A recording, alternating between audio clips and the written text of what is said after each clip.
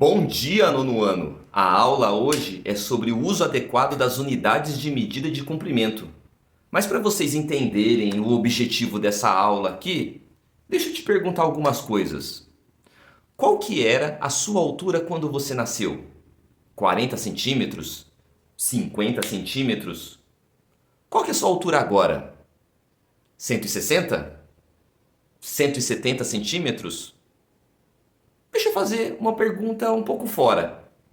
Qual que é a altura de um prédio de 4 andares? Aqueles que não usam elevador. 1.400 centímetros? 1.500 centímetros? Deixa eu fazer só mais uma perguntinha. Qual que é a distância entre Campinas e São Paulo? 9.900.000 centímetros. Tá tudo bem para você? Tá tudo bem para vocês? Não, não tá tudo bem. Qual que é o problema aqui? É justamente o uso inadequado da unidade de centímetros. Vamos desenvolver esse assunto. Deixa eu fazer uma perguntinha, mais uma. Qual que é a maior unidade de medida de comprimento que vocês conhecem? Quilômetro? Lascou-se. Eu tenho uma informação aqui que eu puxei da minha cola. Eu soube que a distância do nosso planeta Terra até o buraco negro que fica no centro da nossa Via Láctea, a distância é de 236 quatrilhões e 500 trilhões de quilômetros. Será que alguém conhece alguma medida um pouco melhor? Milhas? Tá, milhas é um pouco maior que quilômetro, em torno de 1,6. Bem, se eu fizer uma conta aqui na calculadora, eu vou descobrir que essa distância entre a Terra e o centro da Via Láctea diminui um pouco. Vai para 147 quatrilhões de milhas, mais ou menos. Alguém conhece outra medida para tentar melhorar isso? Pés? Pés de quem? Ah, pés de avião, lá quando tá voando? Esse nem cabe na calculadora. Sabendo que um pé equivale a mais ou menos 30,5 centímetros, se eu tentar fazer esse cálculo, já deu erro até na minha calculadora. Eu preciso de uma unidade de medida um pouco maior. Alguém conhece alguma? Unidade astronômica? Nossa! Se eu puxar aqui a distância na unidade astronômica, eu vou descobrir que essa mesma distância agora foi para 1.580.525.000 unidades astronômicas. Até que está melhorando. Não tem uma maior, não? Imagina que você trabalhasse com isso. Como é que a gente ia poder fazer conta, fazer medições com um número tão grande?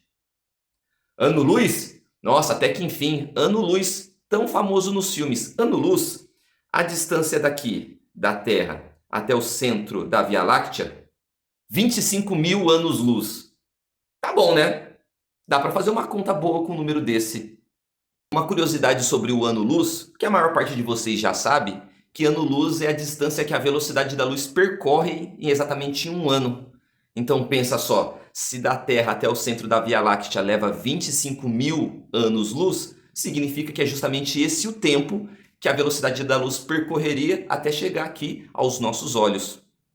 E ainda bem que o que tem lá é um buraco negro, porque se fosse um buraco branco, a gente ia descobrir 25.000 anos atrasado que a nossa vida estaria lascada. Só para concluir essa primeira parte, deixa eu te contar uma coisa. Ano-luz, apesar de ser uma unidade de medida boa e adequada para esse tipo de questão, saiba que ano-luz não é a maior unidade de medida de comprimento. Nós temos o parsec, quiloparsec e atualmente o maior de todos, o megaparsec. O megaparsec é tão grande que se tornaria inadequado o uso para medir a distância da Terra ao centro da Via Láctea. Então entenda nessa primeira parte que as unidades de medidas são costumeiramente criadas e atualizadas de acordo com o uso. Então esse é o objetivo da nossa aula. Entender que se existem diversas unidades de medida de comprimento, é porque existem diversas formas de uso. Vamos para a segunda parte. Para a gente entrar na parte final da nossa aula, deixa eu fazer o mesmo tipo de pergunta. Qual é a menor unidade de comprimento que vocês conhecem? Milímetro. Isso aí é uníssono. O milímetro é a menor unidade que quase todo mundo conhece. E se eu usasse milímetro para medir o tamanho de um vírus da Covid-19? Vamos fazer um cálculo aqui. Se eu pegar uma amostra de Covid-19 e medir apenas uma partícula de vírus, o tamanho do seu diâmetro seria em torno de 0,120 milésimos de milímetros. Você viu que a unidade não foi muito boa para a gente fazer qualquer tipo de conta. Alguém conhece alguma menor?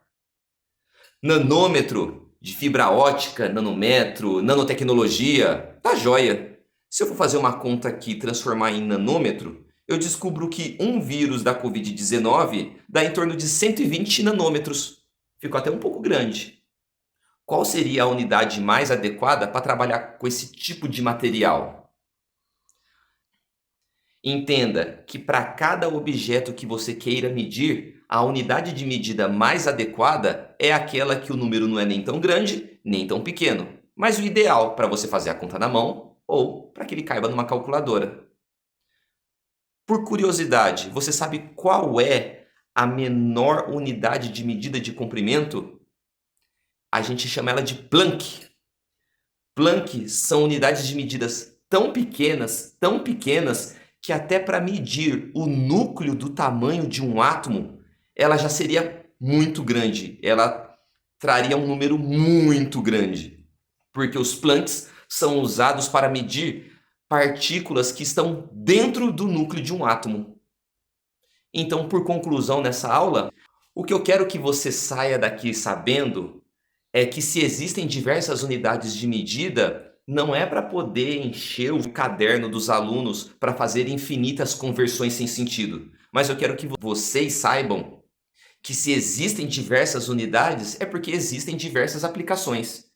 E se você entendeu isso hoje, você está pronto para eu encher o seu caderno e você agora começar a fazer vários exercícios de conversão de unidade de medida. Vamos lá?